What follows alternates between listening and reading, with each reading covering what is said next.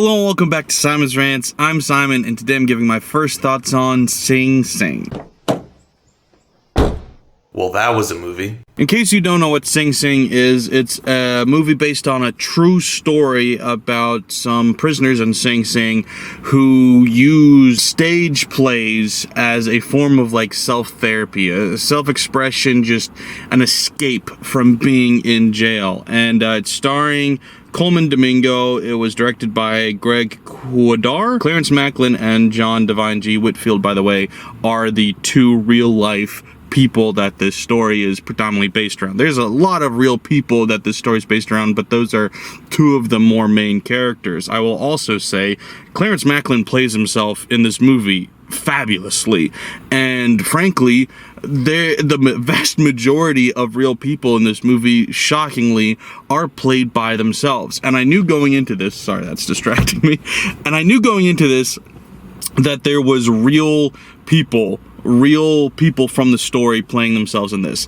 and I didn't realize how many. So at a couple points I was like, that's probably one of the real guys, and then I realized after the fact that I was like, it was almost all of them, aside from Colman Domingo, who is of course an Oscar nominated actor, and he will be nominated again. He was nominated last year. I'm pretty confident he's going to get nominated again this year, and wouldn't be shocked if he wins it this year. Paul Raci, who was nominated a few years back for Sound of Metal, he's also in this as well. Johnny Simmons, by the way, if you don't know, young Neil from Scott Pilgrim had a tiny cameo, and I was staring at him going like, I know who you are. Who the hell are you? At first I thought for a second it was Ned's Declassified, then I thought, no wait, that's the guy from Sky High, and then finally I was like, oh yeah, young Neil, there he is. Small role, but just it was fun to see him. Anyway, yeah, no, just a ton of people playing themselves in this movie, and very well, very convincingly. Obviously, it's easier to play yourself than a character that you have to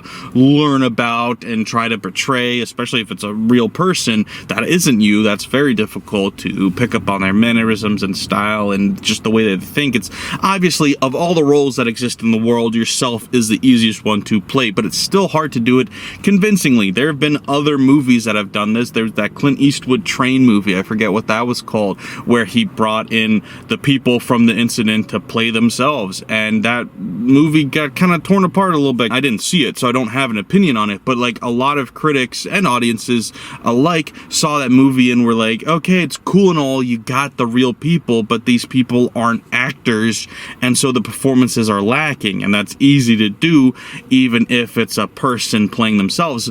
But in this case, they were all not professional actors, but were involved in acting, have experience acting, and so were able to play themselves extremely well and convincingly so, and I enjoyed so much of that. There was also at the end of the movie, and a little bit before, earlier as well, they show recordings, like it looked like a little camcorder recording of their performances, their real performances from prison, and it was so much fun to see. It was like the best part of the whole movie, frankly. It was so cool to see the real people doing their performances. I enjoyed that part so much. But yeah, backing up to the movie as a whole, I saw back when this movie was first released, it had a limited release. I think there was like screenings in LA and New York. I've driven to New York for screeners before, but I didn't really have the time for it a month ago, whenever that was, and so I waited for it to come to Philly.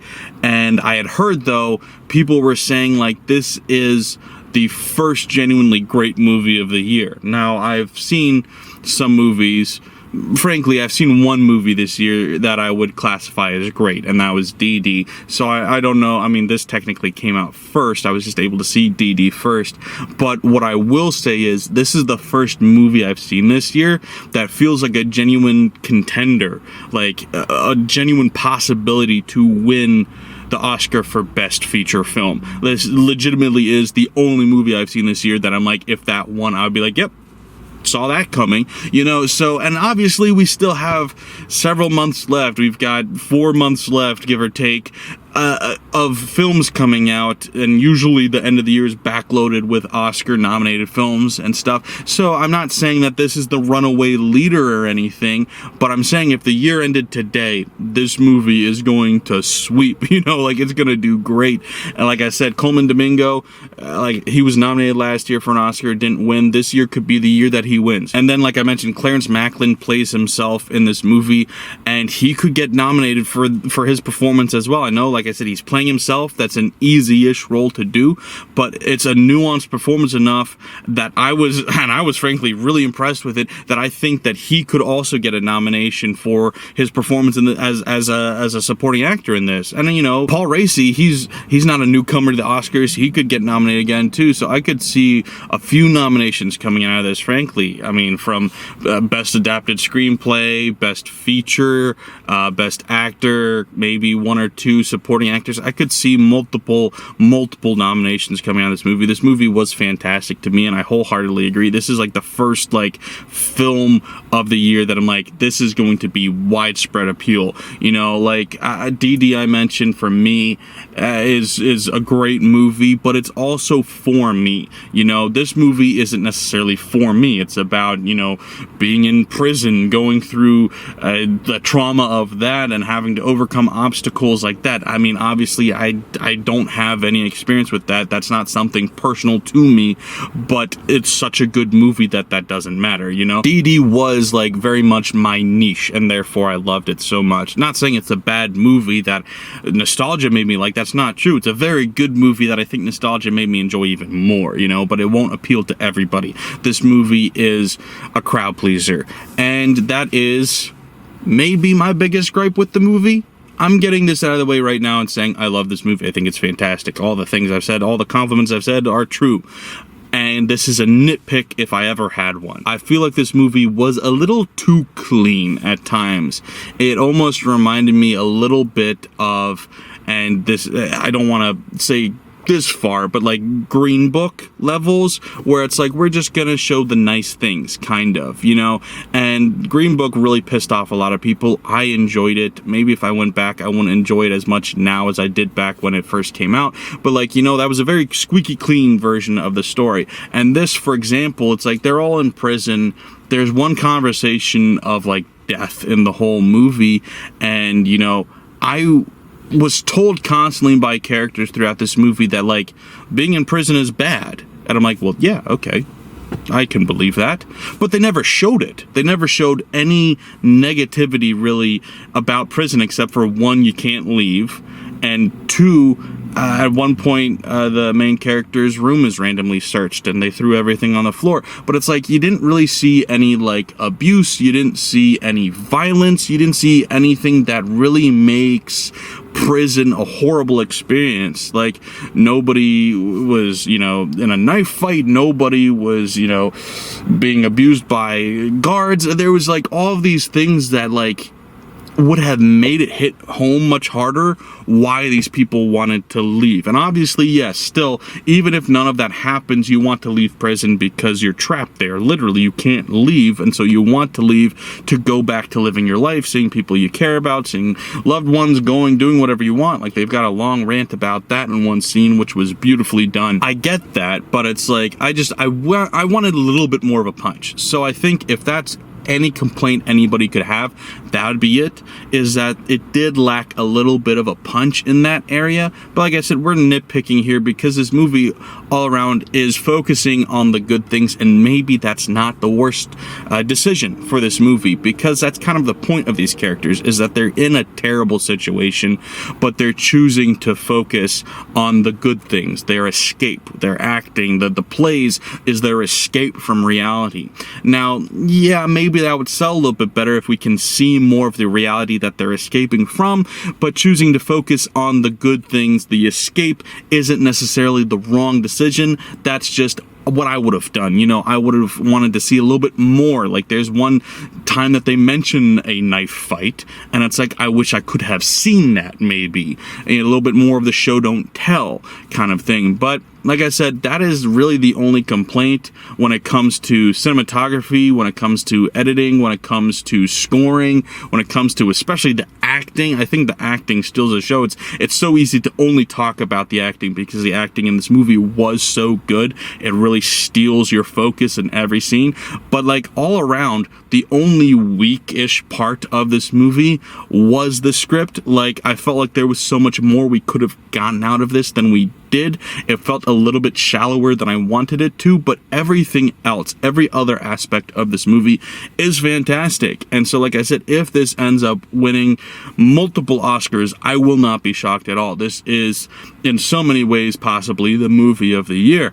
Obviously, we have to wait and see what happens. We've got a Francis Ford Coppola movie coming out. We've got a Robert Eggers film coming out. There's many more movies coming out that could be better than this, could dethrone it, but it will be a hard bar to clear. To me, this is definitely in the 8 out of 10 category. It's a very well-made movie, and the only issues with it are subjective issues, honestly. I mean, I couldn't point out a single objective flaw with the movie, frankly. Like, it is very much just a subjective thing of I wanted something that I didn't get. But frankly, everything I did get, I very, very, very much enjoyed. So I was never bored by it. I was never frustrated by it. Like I said, I wanted some things I didn't get, but I mean, maybe they just want to make it more accessible. If you had some sort of graphic imagery in there, it would have lost some of the people that you wanted to be able to watch it. I don't know. Or maybe it's something that's like, it's traumatic, we don't want to talk about it. You know, we're involving a lot of the real people from the situation.